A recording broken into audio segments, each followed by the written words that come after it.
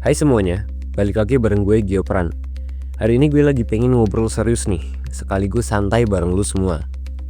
Jadi gini ya, akhir-akhir ini hidup gue tuh bener-bener terbantu banget sama yang namanya AI. Jujur aja nih, dari awal gue nyoba pakai ChatGPT di tahun 2022, gue langsung jatuh hati banget gitu. Kayaknya hampir tiap hari gue ngobrol sama ChatGPT. Bayangin aja, mulai dari bikin tulisan buat konten Instagram gue, bikin skrip YouTube, terus bantu-bantu tugas kuliah gue gitu ya dulu. Dan awalnya gue mikir gini, wah gila banget ini, teknologinya keren, pasti bikin hidup gue tuh jauh lebih produktif dan gampang gitu. Gue inget banget pertama kali gue make ChatGPT tuh rasanya kayak nemu asisten pribadi yang gak pernah buat ngeluh, gak pernah capek, dan bahkan gak minta bayaran juga. Jadi gue tuh mikir ya waktu itu, kayaknya gue nggak bakal bisa hidup tanpa AI lagi gitu ya. Tapi nih, lama-lama gue mulai penasaran gitu ya. Soalnya belakangan ini gue sering banget baca artikel atau lihat video yang berseliweran gitu ya di sosmed, yang bilang bahwa AI kayak ChatGPT, DeepSeek, Gemini, dan lain-lain ini sebenarnya nggak cuma ngebantu hidup kita, tapi bisa juga buat ngerusak nih otak kita secara pelan-pelan. Gue sendiri agak skeptis ya awalnya.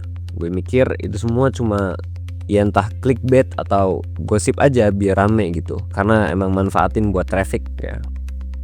Cuma setelah gue bener-bener gali informasinya lebih dalam, ternyata kekhawatiran itu ada bener juga loh. Makanya hari ini gue pengen ngajak lu semua ngobrolin soal ini, karena menurut gue topik ini penting banget buat generasi kita nih, generasi gue, lu semuanya yang dengerin ini, yang setiap harinya ketemu sama teknologi ini.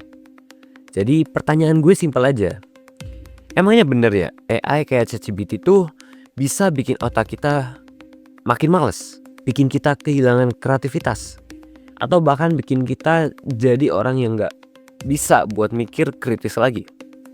Nah, sebelum gue bahas lebih dalam, gue pengen tahu juga nih pendapat lu semua tentang ini. Soalnya kita semua pasti punya pengalaman berbeda-beda pakai AI dalam kehidupan sehari-hari ya kan.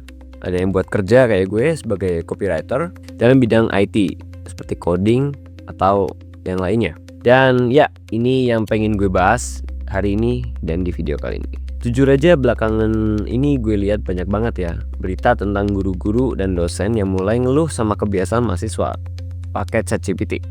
Ya ini banyak banget sih masalah kayak gini di dunia pendidikan of course. Ya mereka bilang ya bahwa mahasiswa atau murid-murid sekarang itu jadi malas buat mikir dan kurang kreatif gara-gara dikit-dikit AI. Bahkan beberapa temen gue juga bilang ya, kalau mereka itu ngerasa lebih gampang lupa sama informasi yang mereka pelajarin gara-gara semuanya tinggal dicari atau dibikinin sama AI gitu.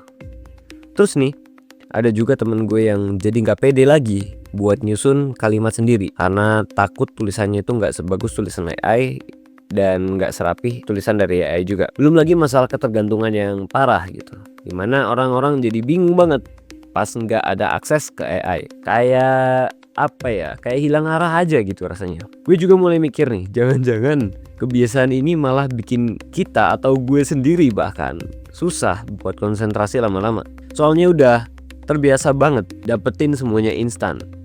Dan gue juga awalnya mikir ini kayak lebay banget sih. Masa iya teknologi yang ngebantu banget ini malah bikin otak kita makin lemah gitu kan.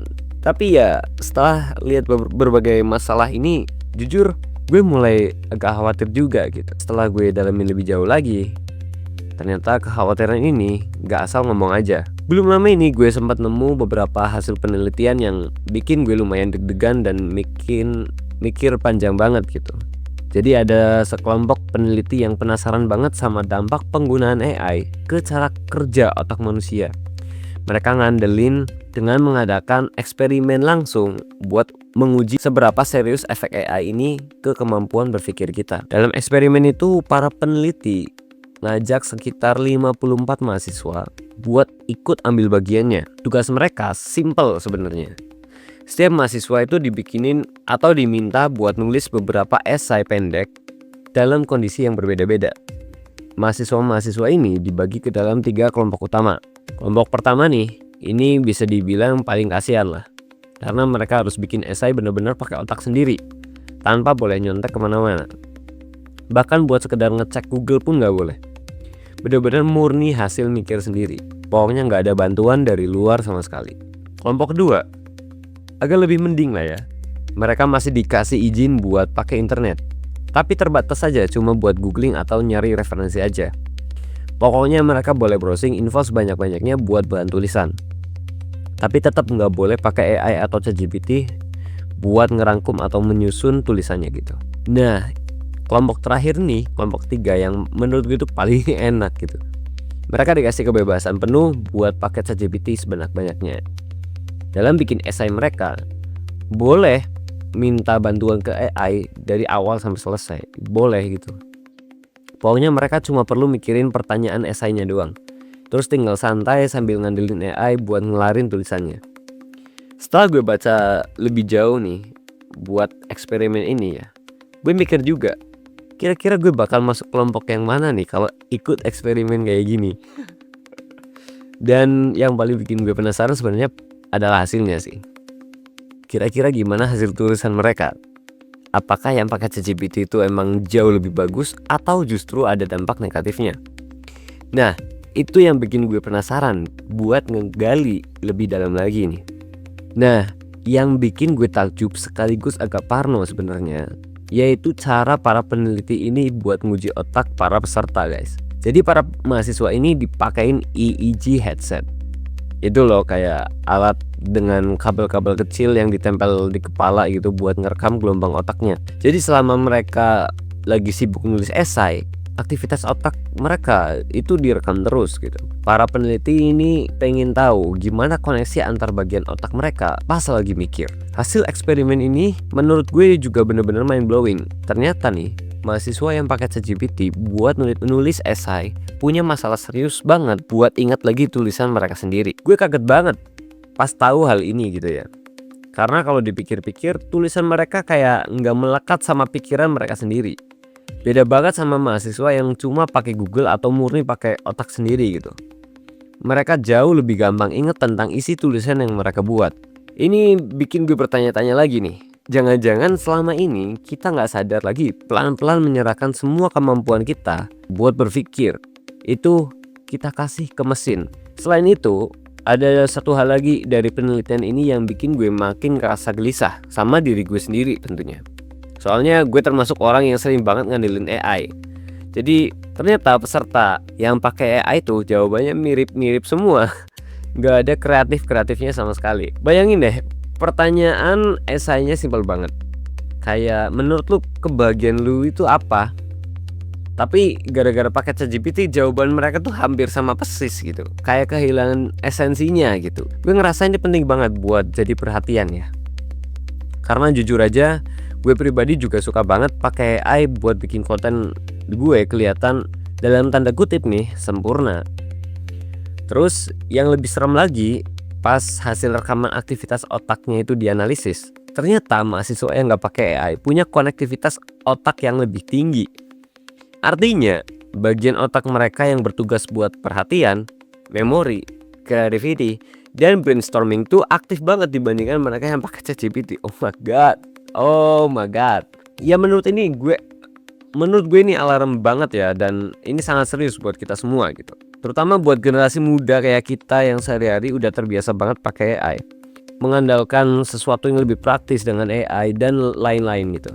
Dan gak cuma itu aja ya. Gue juga pernah baca beberapa penelitian lain yang hasilnya tuh sejenis.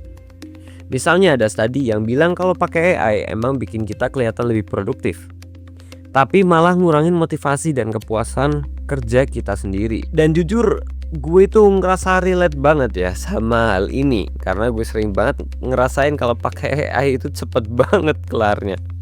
Tapi setelah gue ngerasa kayak ada yang kurang, nggak ada rasa puasnya juga gitu. Ada istilah menarik yang gue temuin dari artikel lain, yaitu cognitive offloading. Ini tuh kayak kebiasaan kita yang nyerahin tugas mikir kita ke alat bantu. Ya ke teknologi kayak GPS buat navigasi atau kalender buat ngingetin jadwal. Awalnya gue pikir ini tuh bagus-bagus aja karena bikin hidup orang itu jauh lebih gampang. AI ini beda banget. AI bisa ngambil alih pekerjaan yang jauh lebih kompleks kayak nulis. Ya sebenarnya tugas otak kita sendiri harusnya. Gue rasa ini penting banget buat jadi renungan ya. Buat kita semua. Gue nggak anti AI sama sekali. Ya of course.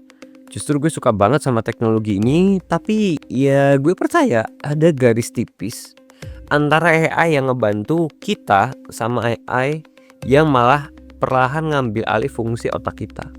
Gue sendiri udah mulai mikirin nih, apa ya gue harus ngurangin sedikit demi sedikit ketergantungan gue sama AI.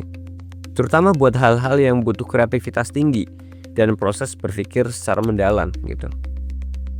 Dan biasanya gue juga sering buat ngobrol sama AI atau mungkin curhat sama AI gitu ya. Dan itu tuh kayak bener-bener ngebantu banget buat kita bisa sharing. Ya walaupun itu bukan bisa deep talk kayak kita ke orang gitu ya, tapi it feels like same, but itu cuma mesin gitu. Nah kalau menurut lu sendiri gimana nih? Udah sejauh apa ketergantungan lu sama AI dalam kehidupan sehari-hari? Apakah lu ngerasa perlu buat ngurangin atau justru makin nambah pemakaiannya? Share dong pendapat kalian di kolom komentar. So gitu aja video dari gua. Thank you for watching and see you on the next video.